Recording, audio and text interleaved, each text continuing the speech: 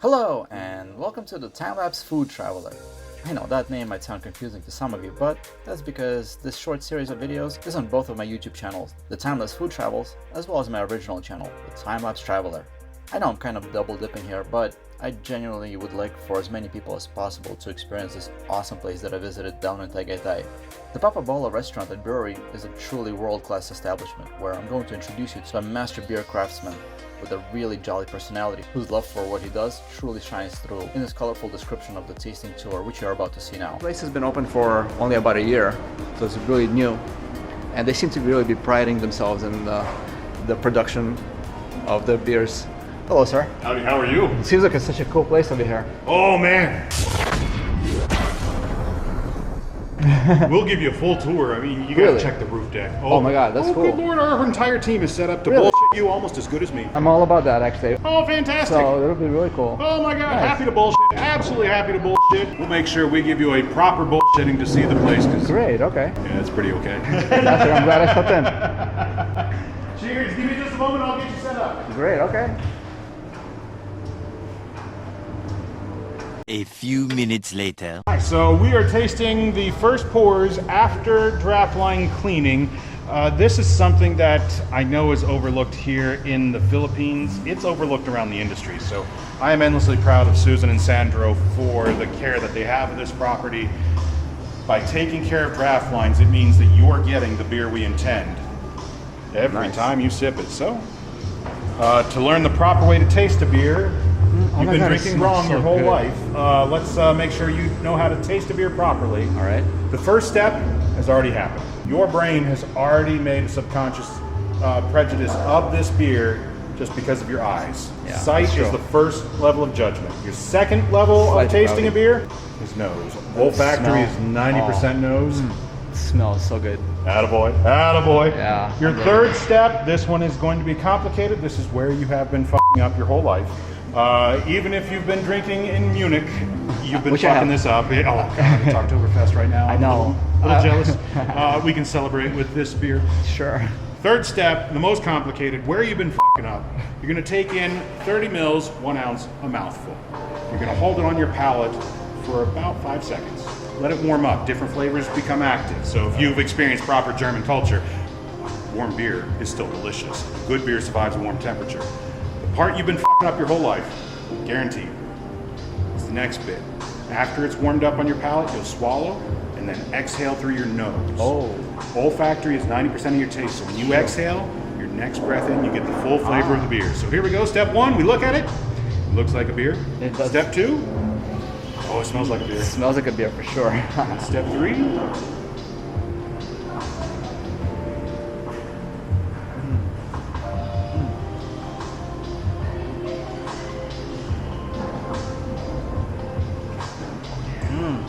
Wow, that exhale. oh man, It's that's really just good. Sazer are the hops in this beer that bring it to life. So we go for that Munich style Pilsner because the best beer on the face of the earth is Augustiner. Oh, Augustiner. that beer is I had that before. phenomenal. So, Prost. Prost.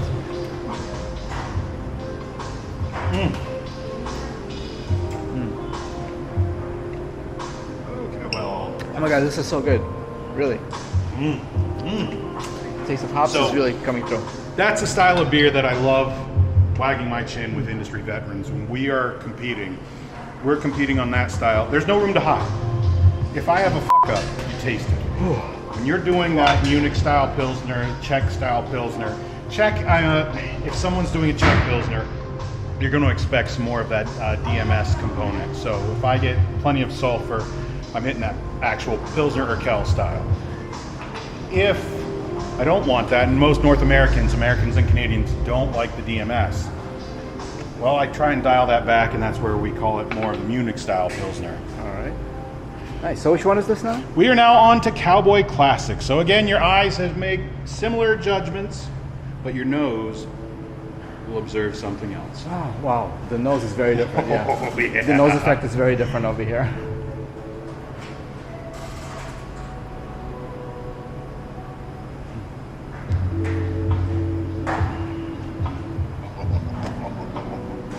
Wow. Oh God, this has been competing as our best seller now. I could see why. I could taste why. Right. It's an American Pale Ale. We based around Sierra Nevada's Pale Ale because that beer is 42 years old. It's still the best in the industry. We're here in Tagaytay. You probably saw the fruit markets as you drove by. Man, this place is beautiful. We wanted to add some fruity character to this beer. We still want to offer that great American Pale Ale. We chose the Citra as dry hops to really bring in a lot of that complex fruity note as an introduction to hops. That's a good introduction. Yeah, I'll take that. L'chaim. L'chaim. And then next up, we're going to go to Twin Suns. As you go through beer, IPAs are very off-putting. If you're not ready for hops, they will crush your palate. It is easier to drink a triple or a double IPA because that triple or double just means shitload in brewer terms. More alcohol, more malt used for it. And that means there's going to be a higher sweetness to balance the bitterness. So as customers are coming here, craft beer is less than 0.5% of the Philippines. We have a big education responsibility here. We're going to lead them to Twin Suns. If you're not ready for hops, I don't want to put you off and say, have our bad pony. That's around 7% of our sales. I'm not trying to push a low seller. I'm trying to guide you on the best beer experience. Okay. And yeah, if you've only known San Miguel, I know I'm going to get you on Barcata Bliss. You're going to be happy. That's a big step up from San Miguel to Barcata Bliss. That's a lot more flavor and body that can be intimidating. But once you've got confidence in that, then moving on to Cowboy Classic, real easy. All right, now your eyes are going to make a slight different judgment here. It's quite different. Oh, your nose might make a slight different judgment.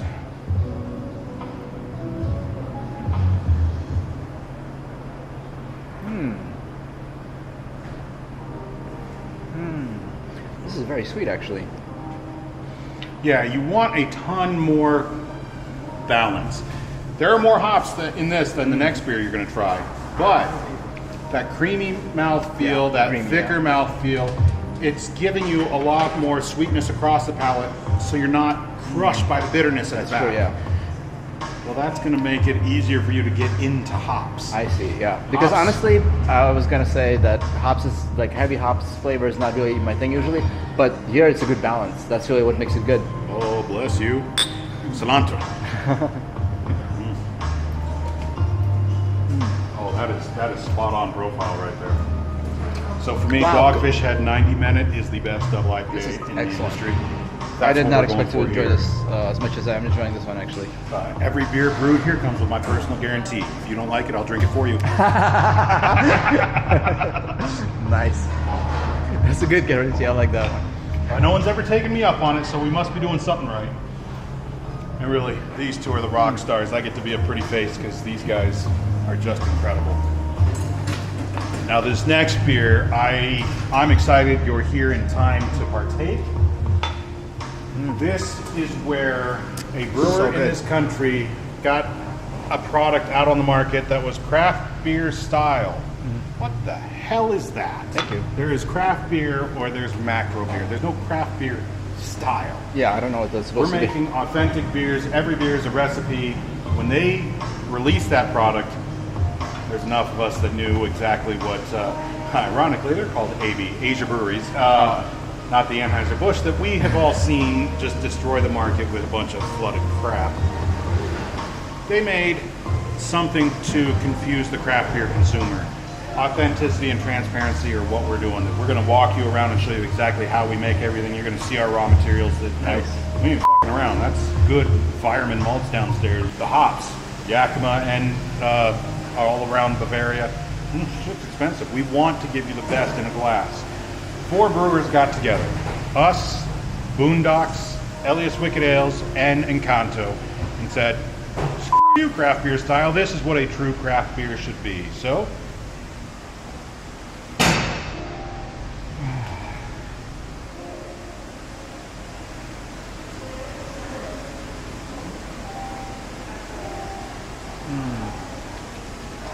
It's kind of a little similar to the previous one, but less sweet, and flavor is not as creamy as the previous one. Actually, I think I like the previous one better. This is good. Awesome. So this is the West Coast style IPA. So yeah, you had the right observations. Sweetness has gone away because we wanted the color. We wanted a bit of caramelized flavor, not a whole lot.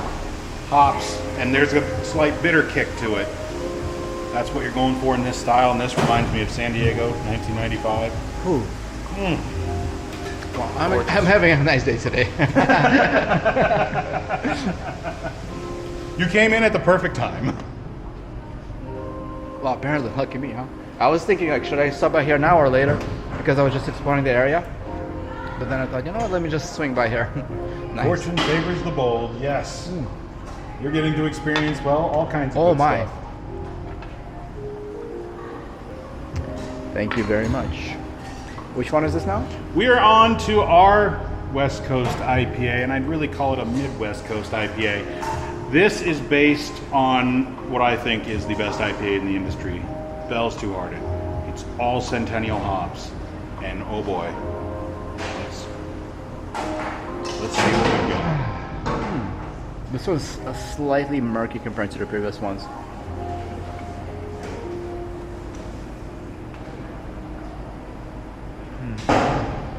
There's more bitterness in this one. Yeah, it's more drier. So this is still flavor. tame in the IPA world. Really? Oh, yeah. But it is our most bitter style. This is bitter. Yeah. We designed this just to, if you're a brewery, you have to have an IPA. We thought it'd be 5% of our sales. It's around 7 to 10% depending on the week. Awesome. There are more people going to this. Craft beer is way underserved here in the Philippines. So I'm really thrilled that there's enough people catching on to this. Okay. But yeah, Cowboy Classic has been the runaway hit because that's just the introduction to hops. Oh, beautiful. Oh, beautiful. And then these next two, absolutely wild. These are beers for the non-beer drinker. You're about to have a very interesting palate experience. I'll try and walk you through what you're about to experience. Okay. I guarantee you'll hate your first sip, and that's okay. I will hate my first sip. You will hate your first sip. Okay. And I'll explain why after you've had this terrible experience. Well, thank you. I can't wait. I cannot wait for this terrible experience I'm about to have.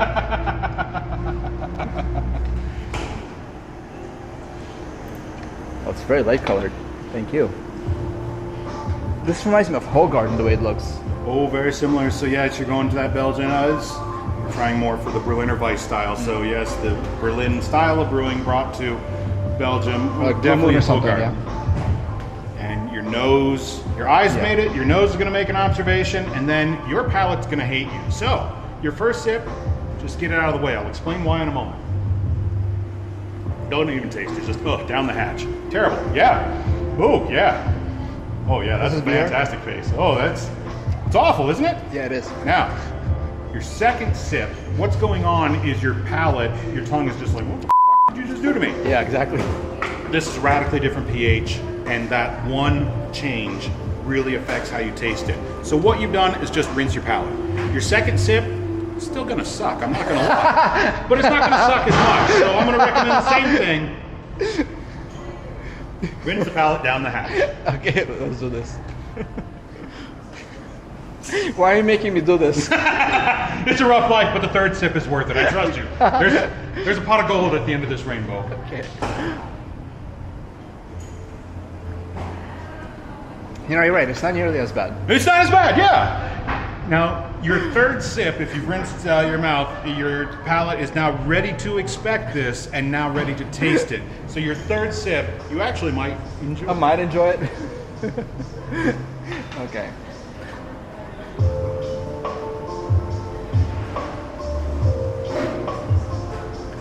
It's enjoyable-ish. I don't know if that's a word. Enjoyable-ish. Enjoyable. So this is a triple sour. That's where we're souring the mash, souring in the kettle, and then we're also souring the mango and guava juice. It's a really sour apple or something. You got it. Massive lactic. There might be a good malic component to the acidity.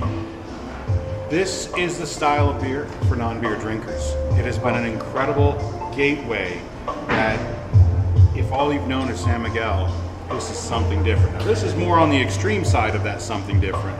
And then our next beer. What's the ABV of this one? ABV is going to be right around 5.5, 5.6 might be the target. How about IBU? Oh gosh, I am when I'm doing a beer like this, the hops are not the stars. So I am a very bare minimum 20 IBU is what I'm aiming for. It might be 18, but that could be misleading because 20 IBU is a lot. We choose the water profile to soften it, playing with chloride sulfates. Oh god, there's all kinds of chemistry there. 70 is like the maximum, I think, right? 300 is your theoretical maximum. 323. I've been missing something. That is your mathematical maximum. 110 is your observed maximum for IBUs that actually go into solution. Wow. Can you taste IBUs? No. So when you tasted Twin Suns and Bad Well, it depends Pony, on the balancing, I guess. you got it. Yeah. Twin Suns and Bad Pony are within 10 IBUs of each other. One's nice, soft, and gentle. That's the higher IBU. One is, well, a bit harsher kick. We choose the water profiles to really showcase that. Here it's 20 IBU, but I don't want you to taste the hops, so we've got a very gentle every sip that I'm profile. taking, it is actually better than the one before. Yeah, there you go. Yeah. So your palate's getting used to it. Yeah. And if you come from a beer drinking world, this is very foreign to you. Yeah, it's true. If you come from a wine drinking world, this is very that makes easy sense. on your palate. Yeah. I see what you mean. Wow. Interesting. And then this last one we'll walk you through the tasting. That is the impetus of the company. Really? The reason this whole company exists is to showcase Tagaytay pineapple, and then Yella turned it into a full craft brewery. Nice. And Thank you. Na zdrowie. salute. Oh, nice zdrowie. Russian? Yes. Well done, sir.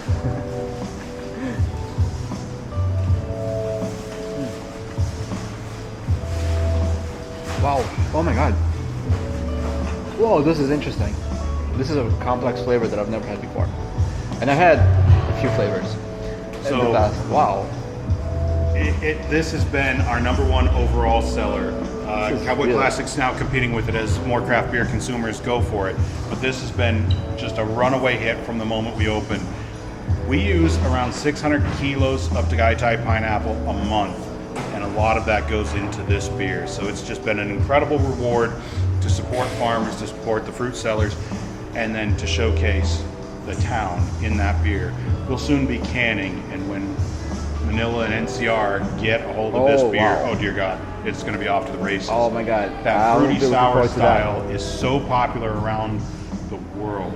Oh god! In Newfoundland, you had to have an IPA and a fruity sour. You couldn't be in beer if you didn't have those two. And week by week, it would compete. Fruity sour would be your top seller, then IPA. Very strange. Well, that's what led us to having fruity sour and IPA here, and man, it is just opposite. Fruity sour is crushing it, and that's a beautiful thing because most of these customers aren't your normal beer drinker. They're coming from wine, and that's an incredible thing to be able to offer an experience like this.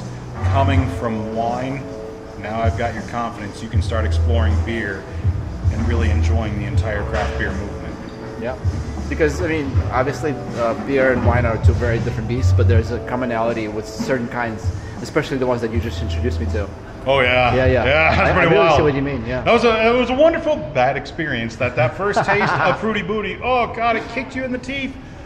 But then as you go on, Wonderful bad experience. I love oh, that. it's a great bad experience. Oh, the best bad experience. But that's really the shock of your palate that your brain's going, oh, that's terrible, because your palate doesn't know how to respond to it. And then as you reintroduce your palate, then your brain starts saying, hey, this doesn't suck. Wow. No, this one is really good. Oh, Wow. very pleased, very pleased. I've never, you know what? I don't think I've ever had a beer quite like this before, Awesome. which is kind of saying something because when my friends and I drove through Germany, we started in Munich and we went through Bavaria, went all the way to Cologne and then further north and then Amsterdam, and then went all around. We went on a beer drinking tour all around. We had a lot of different beers over there. I don't think I've ever tasted anything like this. So its style, if I were to trace its lineage, this started as a beer in Cincinnati that friends did. Wow. Pardon me. It's going to be more in the Berliner Weiss family. So think of syrup added. We're not adding syrup, we're adding a shitload of pineapple. But you're still achieving that same end result. You've got the soured aspect, so you're getting that tartness. But then the pineapple adds such a brilliant complement. It's not just the lactic acid of Berliner Weiss. There's just so many other things that are bringing out all the flavors that just give you a subtle pineapple that is just wonderful. Well, now you've led the taste of the final product. Let's get you walking around to see the whole facility. My God, we're proud of the beer. I'm even more proud of the facility. The architecture here in the Philippines, out of this world. I put this as a top 5 brew pub. Not for the Philippines, not for Asia, for the industry that I'm gonna think. This place really stands out. Stone Mission outside of San Diego Airport is up there. Kitty Pitty in Newfoundland is up there. This is that level of experience where you're getting to enjoy craft beer in a phenomenal spot. Yeah. Sandro, may I interrupt you? Would you be kind of... In the next installment, I'm going to introduce you to Sandro, another master of beer brewing, who gave me a tour of the entire process, and then took me deep into the bowels of the brewery, where you'll see the ins and outs of this fascinating business.